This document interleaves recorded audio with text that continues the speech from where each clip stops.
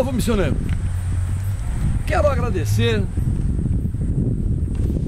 as quase 10.000 pessoas que assistiram o último telejornalismo do Rádio Cidade S.A.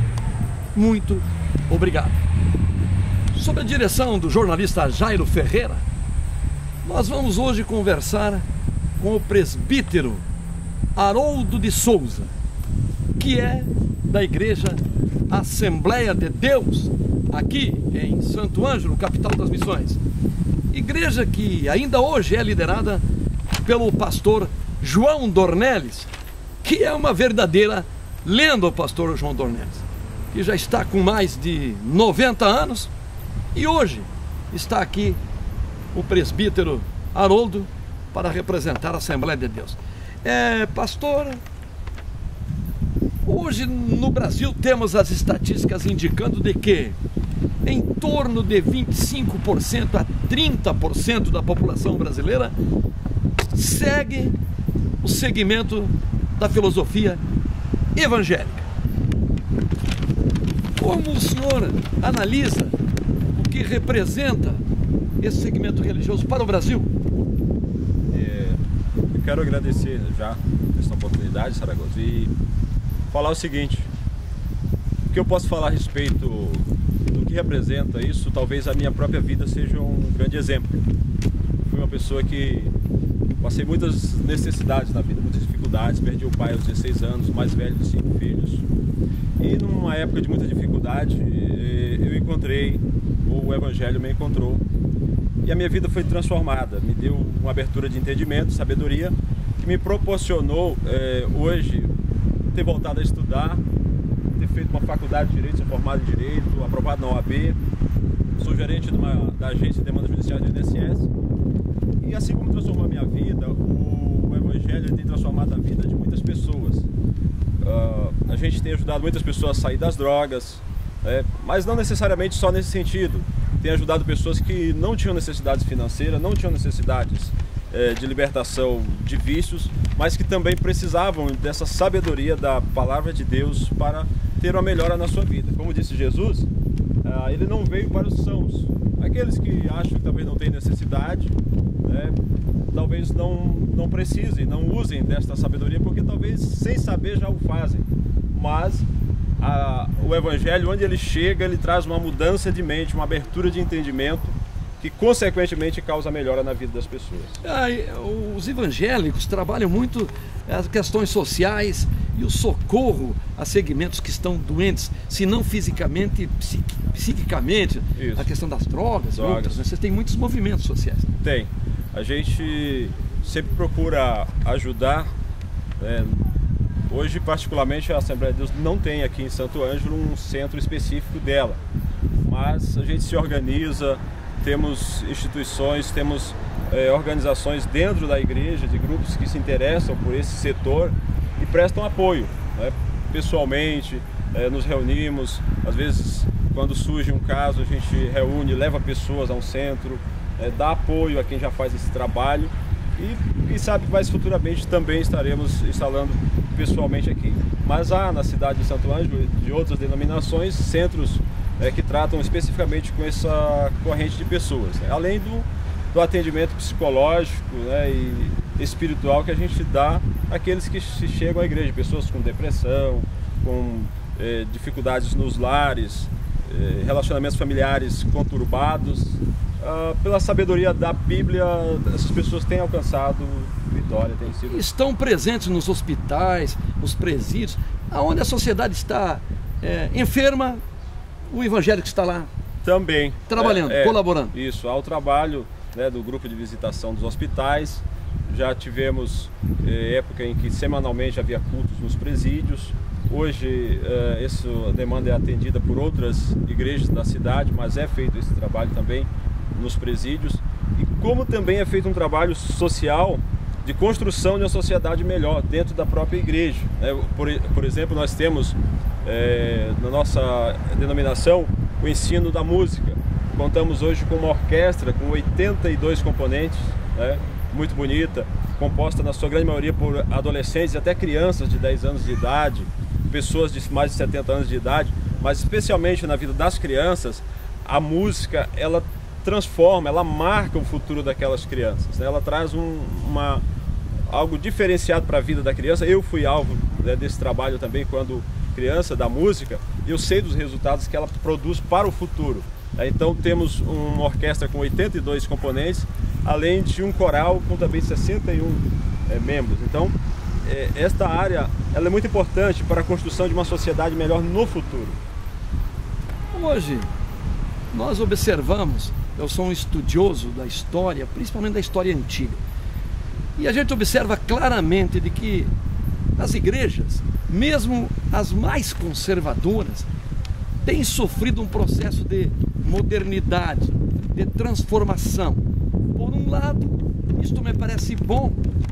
Por outro lado, pastores mais antigos, os mais antigos, estão um pouco preocupados com algumas aberturas que entendem até excessivas. Qual é o rumo da igreja, o futuro da igreja?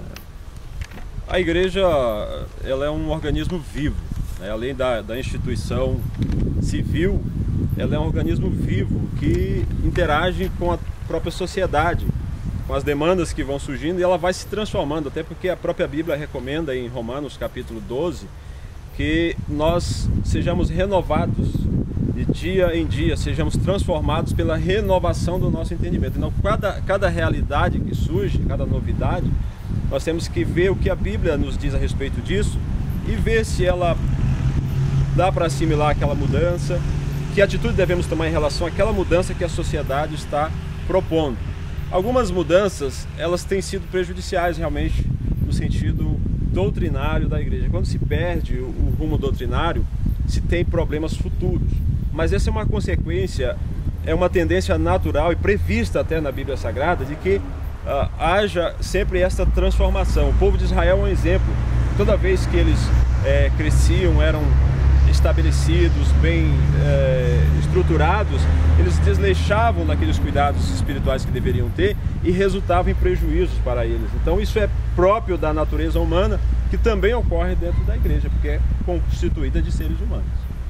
O ano de 2015 se caracterizou, a minha ótica, pelo menos é o que a imprensa mostrou, grandes problemas econômicos, éticos, de violência em todas as áreas, no trânsito, na violência doméstica. Como o senhor viu o ano 2015 e como homem religioso, homem de fé, o que espera, quais as expectativas para o ano que estamos vivendo agora, 2016? Como cristão, a nossa vida, a análise que fazemos da sociedade, tudo que nos cerca, especialmente nós que temos o dever, o papel de ensinar, de instruir a igreja, tudo que fazemos, tudo que analisamos pelo prisma da Bíblia Sagrada. Então o que vivenciamos em 2015 é o resultado, é a consequência da construção que se vem fazendo no mundo inteiro. Se você observar a história da construção, do estabelecimento das nações europeias, principalmente as que são mais bem-sucedidas, não só economicamente, mas democraticamente, cultural, aquelas nações que são pacíficas. Pega, por exemplo, Suécia, Suíça, Inglaterra, são países que foram fundados ou se estabeleceram como nações potentes de referência no mundo, porque guardavam princípios bíblicos, e um pouco da perca desses princípios geram consequências um tanto, pode ser prejudiciais, mas também a questão ética, justamente quando você perde princípios, a ética ela tem que ser baseada em uma crença, em alguma coisa que você crê. Se ela não está estabelecida em alguma coisa, que ética é essa? Que ética se vai ter, né? Porque talvez você tenha visto aquela reportagem de um advogado que disse que o bandido matou, o seu cliente matou a vítima porque a vítima reagiu, e a ética do bandido é matar a vítima que reage, né? Então a questão ética é essa. A verdade, eu acredito, pelo prisma bíblico, que a ética ela só é ética se ela estiver fundamentada em alguns princípios. Quando se perde os princípios, se perde a ética e as consequências surgem depois. O senhor estaria dizendo para mim, o senhor disse nas entrelinhas, que está faltando Deus no coração das pessoas e que 2016 tomara que se aproxime mais da igreja, da Bíblia, correto, enfim, correto, dos princípios filosóficos, das leis da criação, com mais esse é o amor. nosso pensamento, Zaragoza, até porque a Bíblia Sagrada, além de ser um livro religioso, vinculado ao cristianismo, ele é um livro da sabedoria humana. Tudo que está aqui é o melhor da sabedoria humana, na agricultura, na conservação do meio ambiente, nos relacionamentos familiares. Independente de você ser religioso ou não, se você pratica os princípios que estão aqui, eles são benéficos para a sua vida. Por exemplo, a Bíblia diz que se tu quer viver muitos anos e ser bem sucedido sobre a terra, é um dos mandamentos, honra pai e mãe. Você vê aí essa gurizada, né, que morre novinho, precoce, porque desobedece esse princípio. E dentre tantos outros estão aqui princípios de sabedoria. E se em 2016 resolvemos observar mais esses princípios, eu espero e creio num ano melhor. Né? O senhor tem a minha ótica total razão.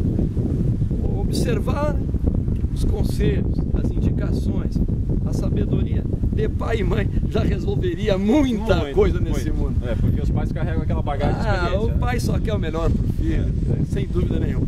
E este ano nós teremos eleições municipais, que é algo muito interessante, muito importante, o momento em que vamos escolher nossos vereadores, os nossos prefeitos, que depois escolherão seus secretários, assessores, auxiliadores. É um ano muito importante.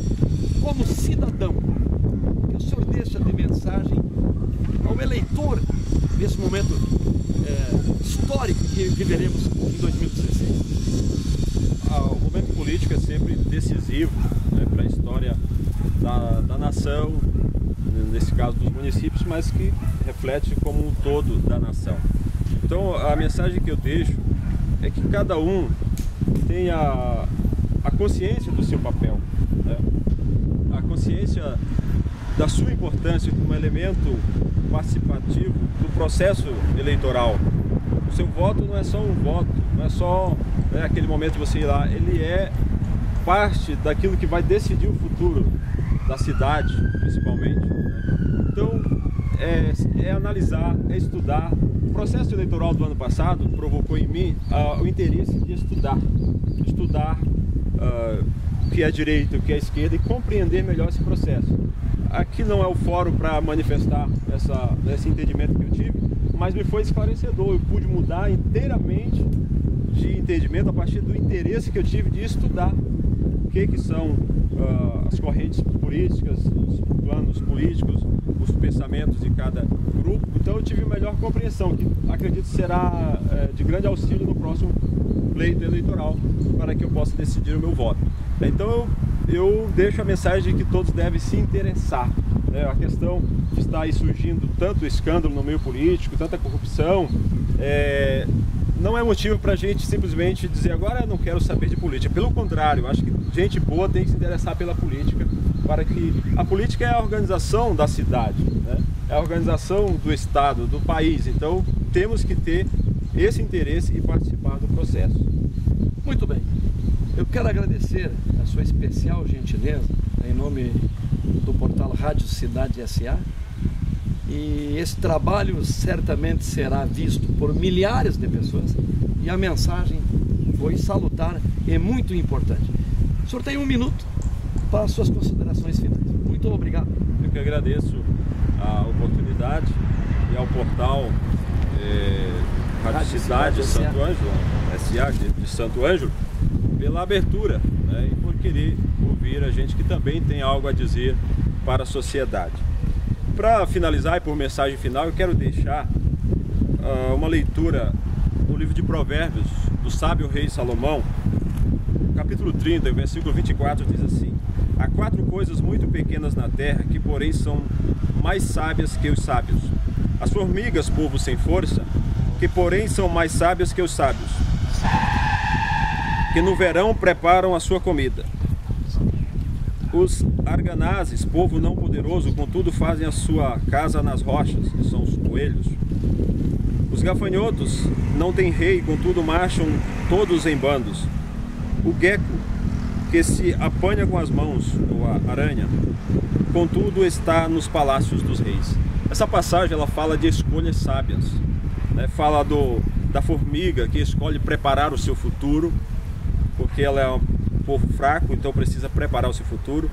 Fala dos coelhos que escolhem fazer a sua casa na rocha, e fala também dos gafanhotos que se organizam, se unem, têm unidade, e falam das aranhas que escolhem os palácios, ou seja, lugares reais.